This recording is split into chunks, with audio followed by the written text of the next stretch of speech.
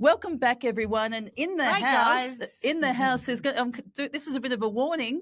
There's two. Well, we've got a Diana and we've got a Diane in the house. So a double die.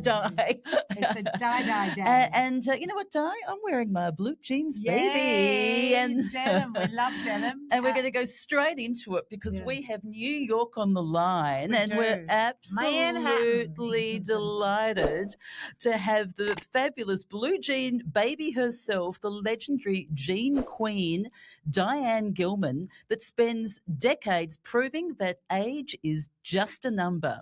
From building a fashion empire and revolutioning denim for women surviving breast cancer, becoming one of the leading voices in pro-aging movement, Diane just keeps reinventing herself at every chapter. And that silver hair, we love it. Stopping people in their tracks on Instagram. Now in her 80s, she's showing us all how to stay vibrant, visible, and unapologetically yourself. Welcome, Diane, to our back fence. Thank you. Thank you so much, ladies. Manhattan. Cool cat at 80. That was my hometown in the 80s, Diane. I was in the fashion business. I was representing my sister's fashion label there. And we were just having a little chat off air about Studio 54. It was days. So wild. My God. Yeah. Wow. Well, like crazy, crazy days. But Manhattan, it's changed a lot, but it's still a city with an energy that like no other city in the world, I believe, has. The city that I'm never such sleeps. an urban girl. Yeah. I'm so urban. And look, let's talk. You talk about stages in your life, and you talk about, you know, the third stage or phase. Let's start with the first and second phase of Diane's life, because we were just having a chat. Let's start with like California. You're a California girl. Baby. Totally California girl. Very pale skin, big freckles, red hair, and always getting sunburned. And I had one dream in life. Design, fashion, get to New York. Design, fashion, get to New York. And believe it or not, when I was had to be 8 years old, I'm in a market with my mom. And at that time, the magazines were big. Like, so 17 magazine was huge. On the cover is Colleen Corby, teenage model, weekend in New York. And she's in a mink coat. I pull on my mother's dress and I said, you see that? That's going to be me. I'm going to live in New York. I'm going to have a mink coat. And she was right behind her was the Empire State Building. And I said, and I'm going to live on Fifth Avenue. And do you know, I live on Fifth Avenue. My last apartment was catty corner to the Empire State Building. I actually foretold my own life, and I dreamt my life and then lived it. Oh, bravo. You are a true story of making it happen, Diane, visualizing it, having that goal, and then at all costs, there through the life's ups and downs that you want to hear about, making it happen. So tell us, how did it start? You know, I was born, I was first generation American. My parents are Ukrainian and Russian. I was born into a family that didn't believe in women working, and I had no interest. 1945, I was born. No interest in being a housewife. No interest in towing the line. And, and it was always, why can't you be like your cousin Nancy? She's got 7 children. She married a Jewish doctor. I knew exactly what I wanted to be. I knew what I wanted to do. I just didn't know how to get there. And I went to UCLA, and at UCLA, I met everybody. And my best friend, her boyfriend was Jim Morrison from The Doors. My other best friend, her boyfriend was Steven Spielberg. We opened a boutique. Just the biggest names, That's in, California isn't it? But yeah, they were just, back then they were just students. And Yeah. then we opened up a boutique called I'm a Hog for You, Baby, on the Sunset Strip. So That we thought that was the first rock and roll song ever written. And Cher came walking in and bought the entire store out. And so then I started designing for rock and roll stars. In the meantime, I left out that I quit UCLA. I didn't have a fashion department, and I left home. My parents really did not want me to have a career. It was very, very contentious, and I just thought I'll wind up being a 600-pound freak living in their basement if I do what they want me to. That's great. It just shows you got to follow your dream, and also I got to sort of admire you even from that younger age that you had that inner determination, because some people toe the line even though they know within themselves this is not what they want to do, but that whole family thing and being the good girl and let alone back then. But I love that you were just like driven. Love it. Yeah, and so I designed for rock and roll stars in a very haphazard but kind of wild way, until maybe around 1973. And then I thought, you know what? Oh my God, you're old. You're 28 years old, 27 years old. You're so old. You better do something professional, because you could just see the music scene was changing. I'd moved up to San Francisco and Ashbury, and time to move on. I lived next door to the Jefferson Airplane. Wow. I live right next door to the Jefferson Airplane mansion. I always seem to find the epicenter of the party. And so, that's a great line. I moved to New York, didn't know anybody, had no money. And then I worked at a bar that was everything. And it was for Mick Jagger, and it was for every single hot band, and they would always come in. I was the worst waitress in history. But apart from that, the other job I had was working at Bloomingdale's, and all I could get was a sales girl's job. Nobody would even talk to me. I mean, it was like, oh, you don't have a degree in fashion design, door slammed. But I knew I was talented, and one day I saw the fashion coordinator of Bloomingdale's walking across the second floor where I worked, and she sort of tripped, and I went and helped her get up. And did you trip her? And I said, that's my foot. I'm a designer. I've got a line I'd like to show it to you. And I could see she was like, oh my God, not another one. And do you know what? Showed her the line. I went home every night in between being a waitress and a sales girl in the old ladies' girdle department, which was like, could you be more humiliated? And they bought $100,000 worth of the line. And and I was sewing it on my little Singer sewing machine. And I burst out in tears, and she said, what is wrong with you? And I said, well, I can't. That's a ton of fabric to buy, and I don't have the money. And do you know Bloomingdale's fronted me all the money? Oh. Did they? That's belief. The money for fabric, the money for labor, gave me week after week centerfold double page ads in the New York Times. I mean, there was a time in New York in the 70s into the 80s where talent mattered, where fashion was the hottest industry. It was where you wanted to be. And then, so I was in every department store in America. My name was up on the walls. I did hand-painted silk. So I painted the original silk design, and then they were able to copy it with silk screens. Women loved it. We introduced washable silk to America. Loved it. Okay, so I'm motoring along. I'm not getting paid correctly. I don't like these partners. And I did the stupidest but the best thing.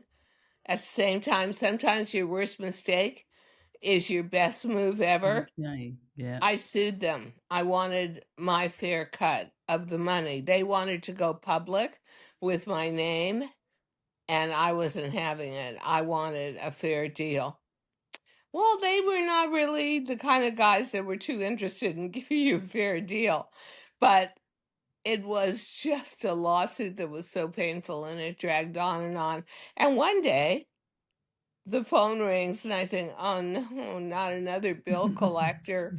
And at the other end of the line is this woman with a chirpy voice, and she says, "Hi, is this Diane? I'm from QVC. Would you like to be on TV?" And I said, "That's very funny." And I hung up. And she called back and said, no, it's not a joke. I'm real. She was like just so chirpy. And I said, well, I'm afraid I can't because I can't use my name. I'm in a lawsuit. And she said, oh, that's all right. We have lots of you. We'll just call you Diane. And that's how my TV career started. Oh, and that's I was on for 31 years. And about 2 years ago, I walked away. I felt like, is this all there is? Am I like just a one-note song? Could I do something else with my life? I have another talent here. And I thought, well, maybe I've got a talent for communication.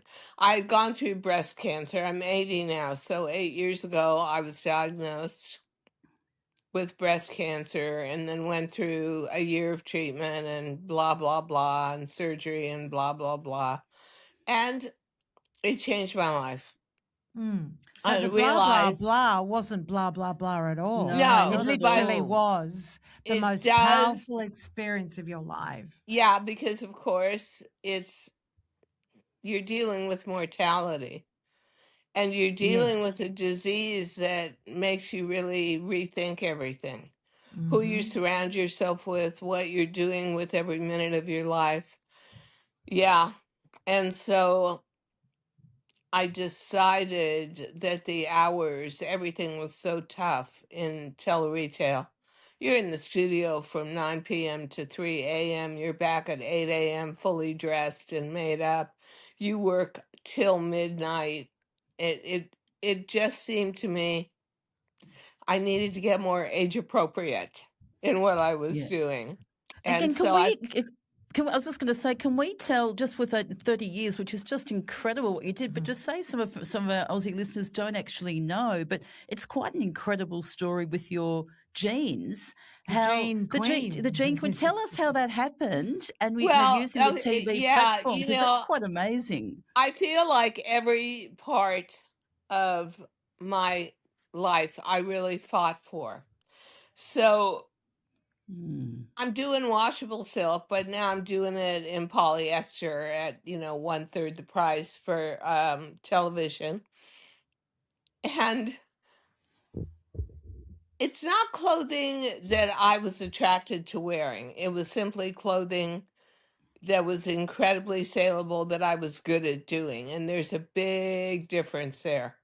What I really wanted was to go back to the rock and roll days and do jeans.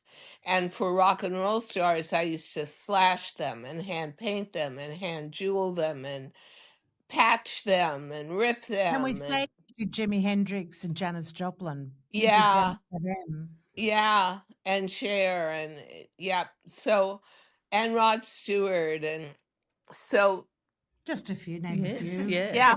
All the cool cats, huh? Nobody would, as usual, nobody would listen to me. And I kept sort of asking and asking and asking. And finally, I just got tired of asking, and I thought, make a pair of jeans for yourself. And went out and bought 3 yards of stretchy denim, had a whole design studio and women's sewing in New York City at that time.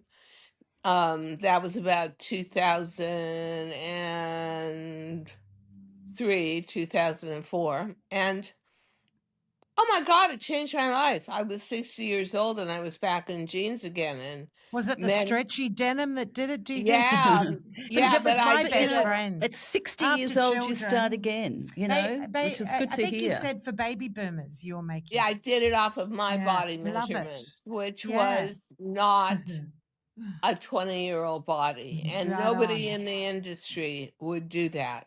Exactly. Nobody cared about that huge customer base, but I did.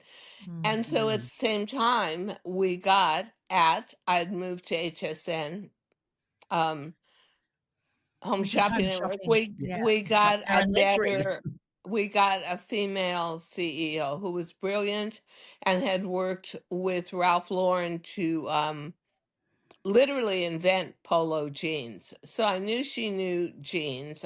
And she said, you'll never sell them on TV. TV women don't buy fitted bottoms. And I said, do me a favor. Give me a chance. I've been living in these for 6-8 months. I know everything about them. Let me have an hour on air. I was already like number one. They loved the hand painted silk. So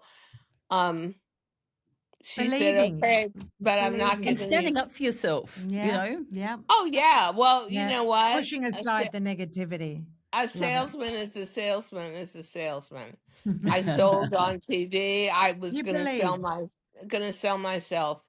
So she gave me, it was a February morning at 5 a.m. Eastern Standard Time. Yeah. Wow. Sunday. A Sunday Interesting. morning. Sunday 5 a.m. And let her have it sort of thing, right? Yeah. It was freezing. And it gets better. I had a large size host who was a 4X who was screaming at me before the lights go on in the studio. I hate jeans. I'll never wear a jean. And that's welcome, everyone. And I'm begging her, right? Like I'm begging. Well, she wouldn't do it. Put them over her head. Seriously, Something. put her out of her So misery. the lights go on, Yeah. and I explained to the audience what this is and what it can do for you. And we sold all 5,000 pair in 3 minutes, and that was it. At that 5 a.m. slot on Sunday, freezing icy cold in New York. Yeah. You and were that was there. it. These are great. And that energy went out to 5,000 people. Yeah. Bingo. Yeah. And then that was the start of it, wasn't it? So what happened from there? It just never, it never really slowed down. And it got to, Frenzied. I think the very pinnacle was, I think it was my return show after cancer because the audience was so supportive and loving towards me. And we sold 225,000 jeans in one day.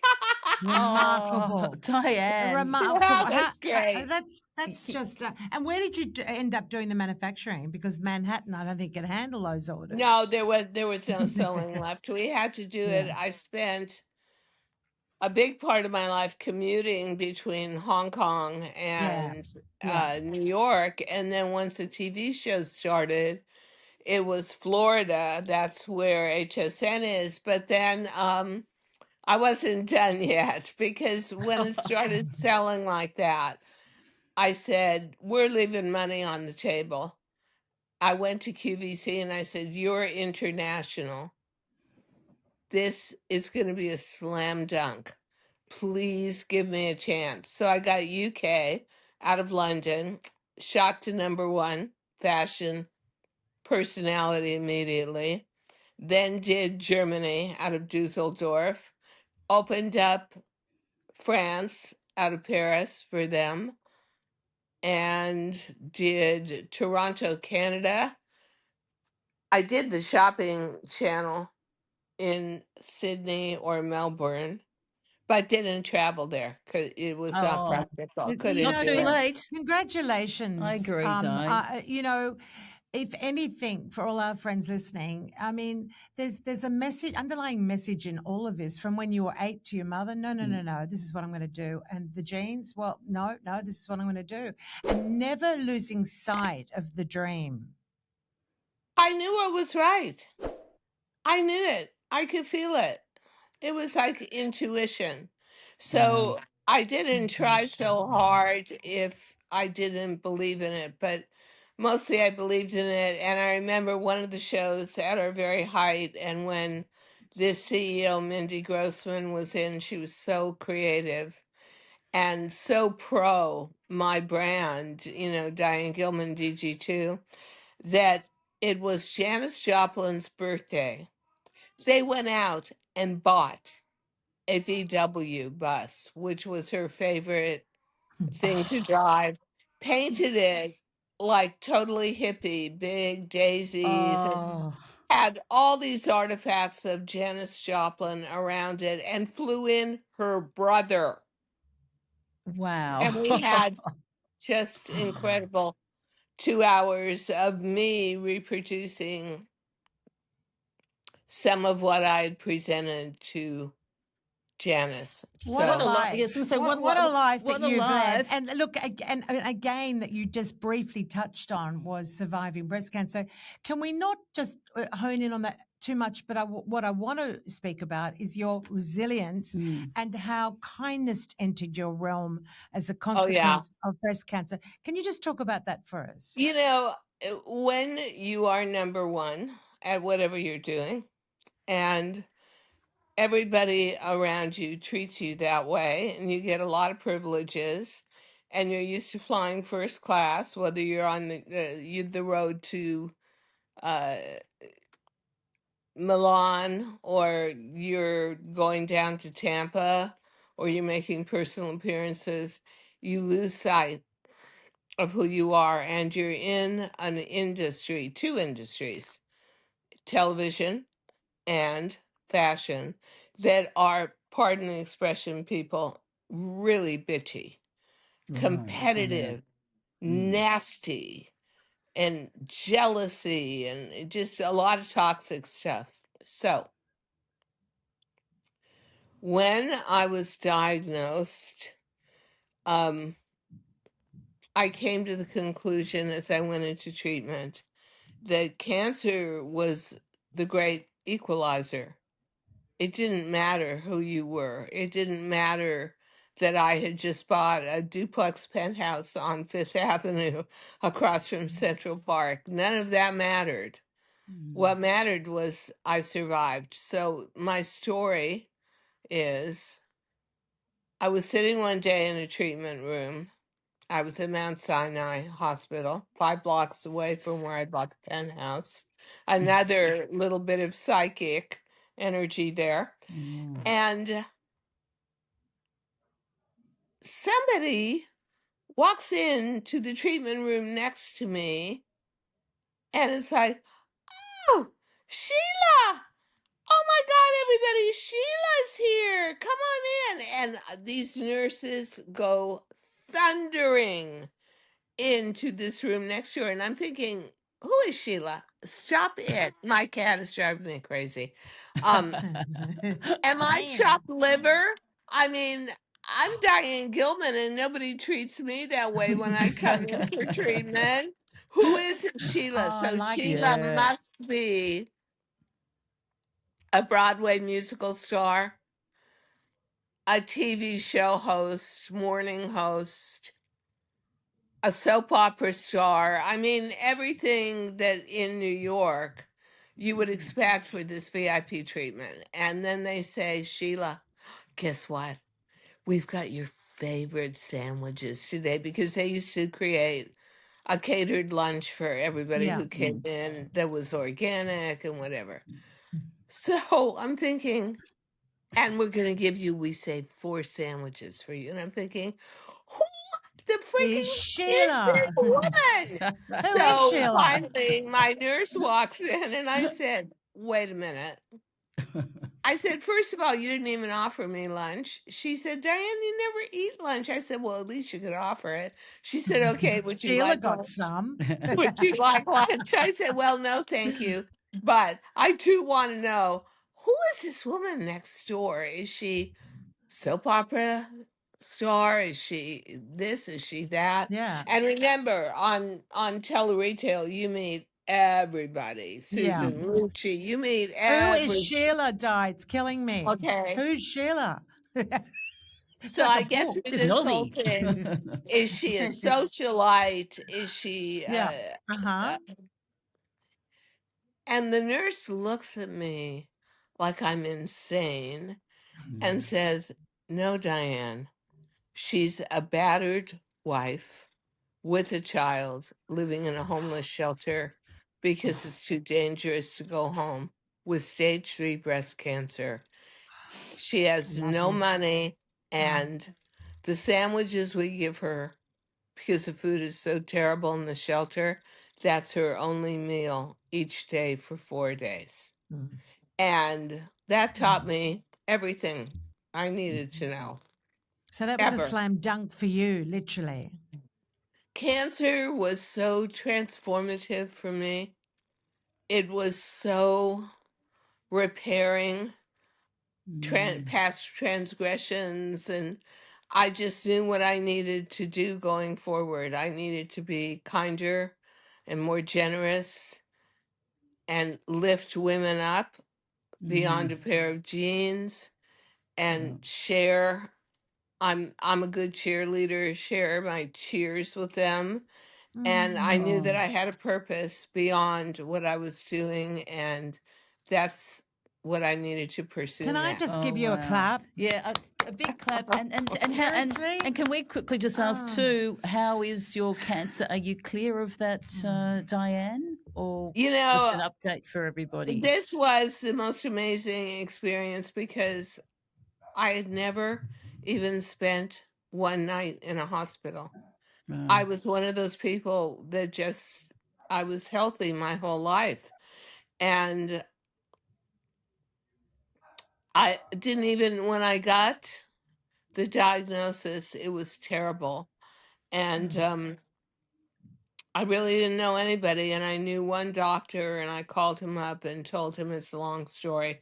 And he said, I've got a friend. And it was Christmas Eve. That's when I got my diagnosis. Naturally, I have to be dramatic my whole life. And so he said, I can't stay on the phone with you. I'm sailing out of New York Harbor on a cruise. Oh, that's nice. Everyone's going to wave at me. And Everyone's said, having I've a got great to get time. in touch with my best friend and get you two together. His best friend was the chief of breast surgery at Mount Sinai. Huge. And she sends me a text. I'm on my way to Marrakesh. I'm about 6 feet off the ground. I'll be back January 4th. I'll meet you at 8 a.m.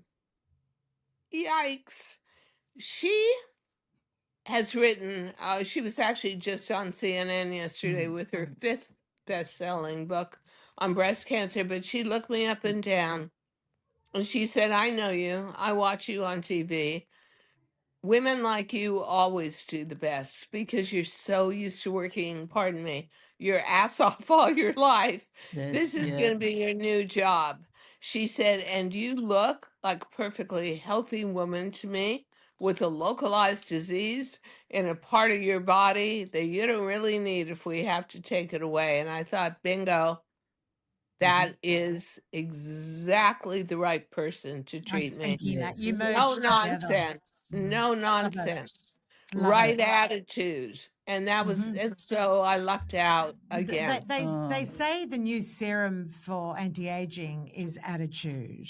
And I'm a great believer in that. I mean, for all our friends listening, everything Diane's talking about is exactly that. It's an attitude overriding whatever life throws at you. And can we come back to the book you've written? Nicola and I are in raptures over the name Too Young to Be Old. Yeah. Tell us about that and all the wonderful and then following onto the podcast, but all the components of that, and of course throwing in ageism. Let's have a chat about that, because it's I just love the name in itself. It's really our jargon, is it not? It is. Yeah. You're a poster girl, for aging and and we want to hear your tips. Well, I mean, it's all attitude. And, somebody said to me the other day, people have such a terrible view of aging. And so I have a driver, and he's just very old school. So he said, so Diane, real New Yorker, right? So really heavy, like Bronx accent. So Diane, what do you do to kill time? Mahjong or bridge? And I said, Larry, time is my most treasured component. Time is everything to me. I said, why would I want to kill it? Yes. So people have such a distorted view of what this part of life is about. And hence loneliness. I would, I mean, I'm an only child, so seriously, I'm okay with that. And honestly, I do 3 podcasts a week on my own, 3 different podcasts. So I'm rarely lonely, and I always feel a lot very of people connected. out there. This is a term that you used.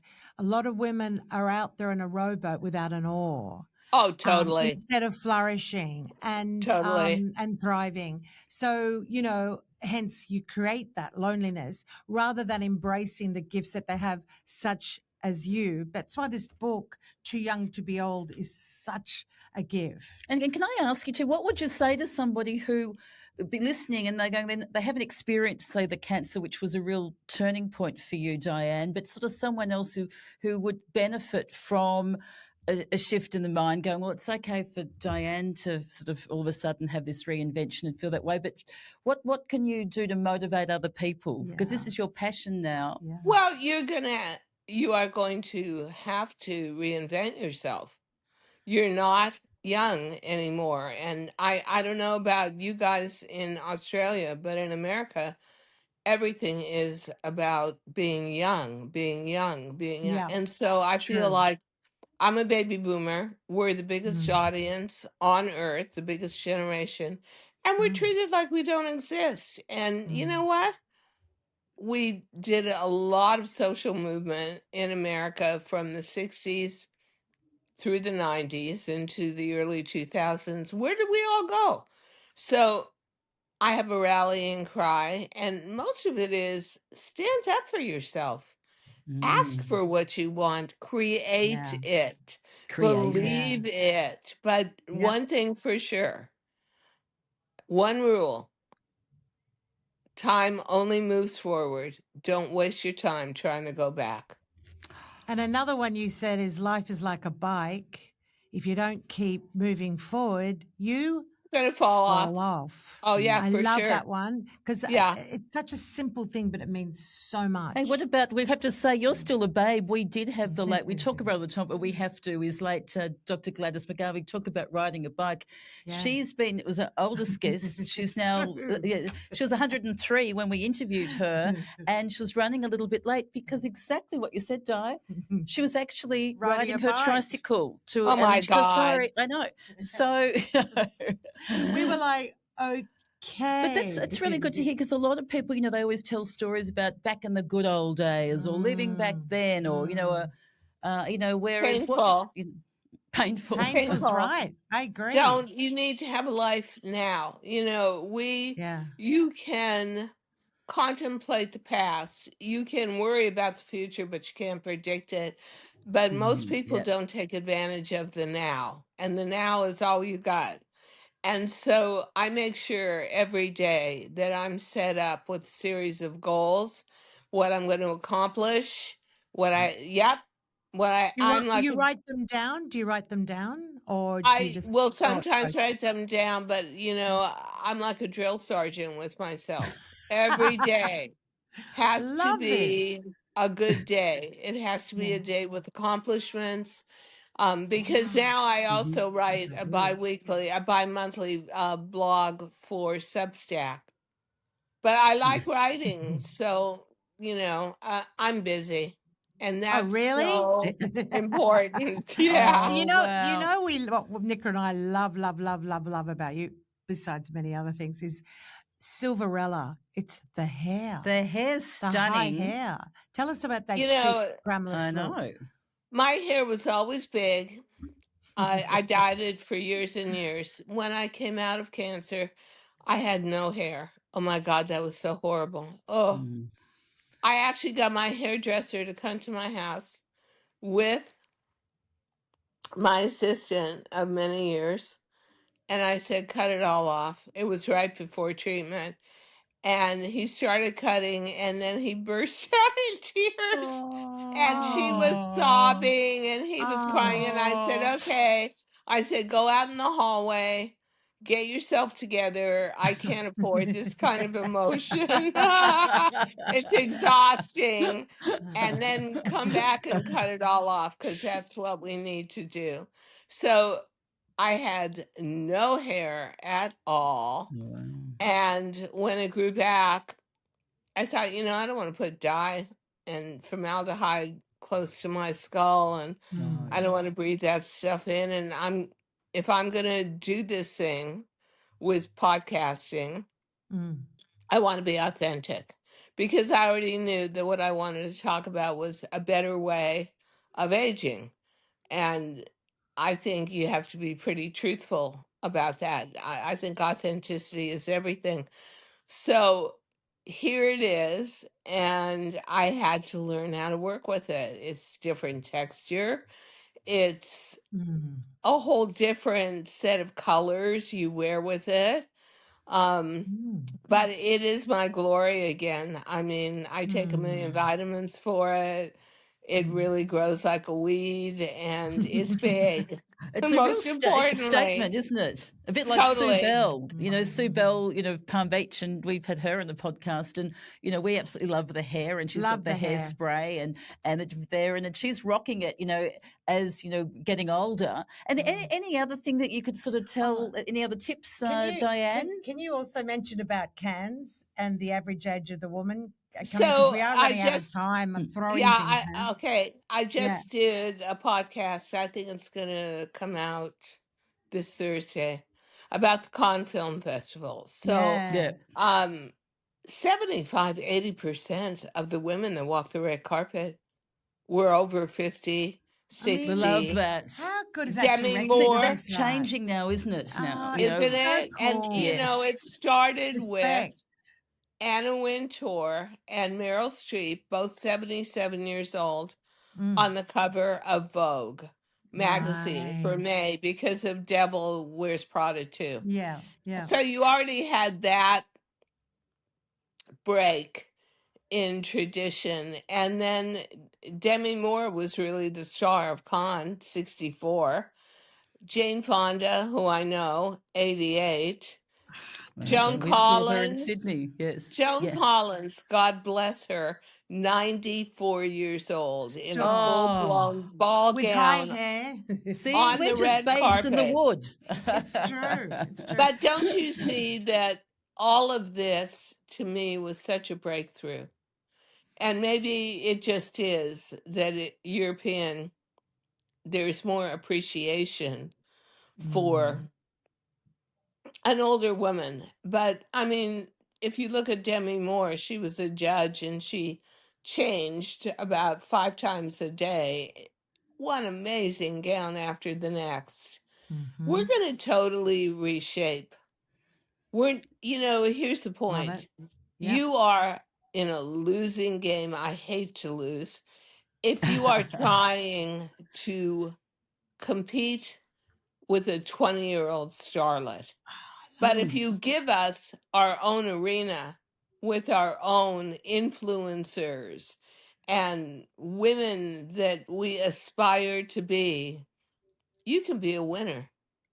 We just think another clap. it. We've got an Aussie model who's been on, Kate Bell, and she's in her 50s, so that's a lot younger than so yourself. But still, she's never done more work really than now, and so she's sort of very much an advocate of aging. And so in Australia as well, there's a real movement of women speaking up, being visible, and it's wonderful because we celebrate. We love learning from younger people, and I think younger people now are really appreciating some wisdom. I do people. too. Yes, it's very well. Wisdom is the key word. Yeah, that comes with age because we learn from our mistakes. Yes. Wow. Look, I could talk to you for 4 days, particularly about the old New York days. That would be dangerous, though. We'd have to cut bits of that. I think we're getting. Well, I was just going to say, was there any last minute sort of words of wisdom that you could sort of share with our Aussie and global audience, Diane Gilman, all the way from New York? I just say about aging. I just say, I wish for you all that you remain always too young to be old. And you can do it. It's the best line. It certainly is. And you can do it.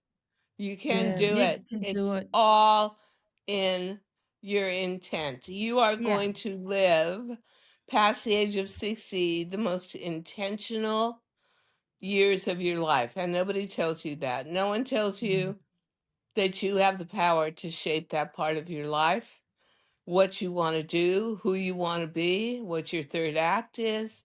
I always saw the last third of my life as some incredible Broadway musical with a big song that wraps it all up and the love story that comes together and all the plot line tying in a neat bow. I saw it all in my third act.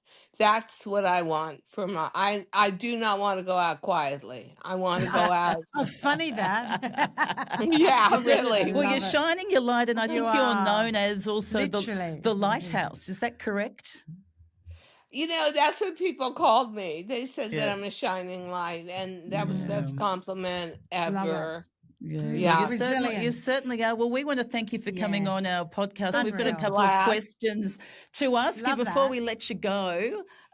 Did you want to go? Oh, can I ask the question we were talking about? Yeah. Okay. If you had the opportunity of meeting somebody over the back fence, who would that be and why? Oh, my God. And it can be a few people as well. It would be Jesus. Oh, Holy Lord. That's Diane. What's that? Throw it at us. That would be the most fascinating meeting ever. And the vibration and the intent and the glow and what you would get out of it would be so illuminating and elevating. And well, I would love that. So, ladies, if you can arrange it, that would be great. Done. Oh, done. Hey, done. Easy, and our back sorted. We're hanging around there too now. Diane, what makes you happy now? Accomplishing, making other people happy. Believe it or not, makes me happy.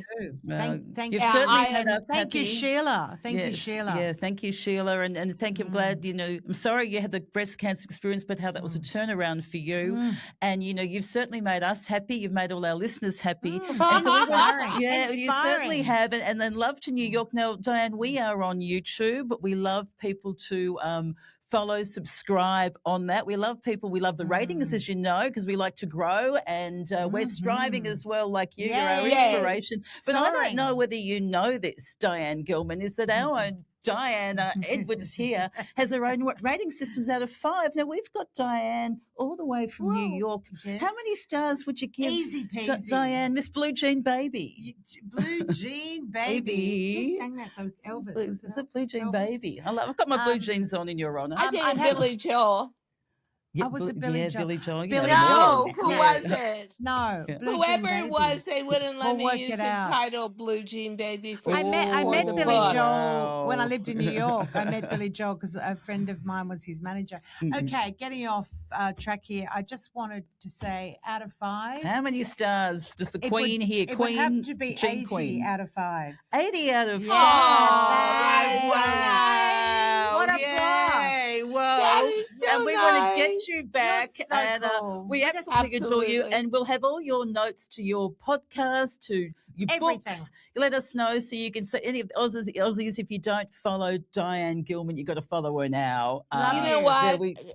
Girls, tune in Thursday for, Yes. and it'll be on YouTube, for Yeah. Fashion Thursdays with Diane, and it's the whole thing on the Cannes Film Festival Can't from wait. We cannot from wait. Yeah. women who are 52 like Eva Longoria to, God bless her, Joan Collins at Love it. Can't 94, walking the red carpet and doing it Di, right.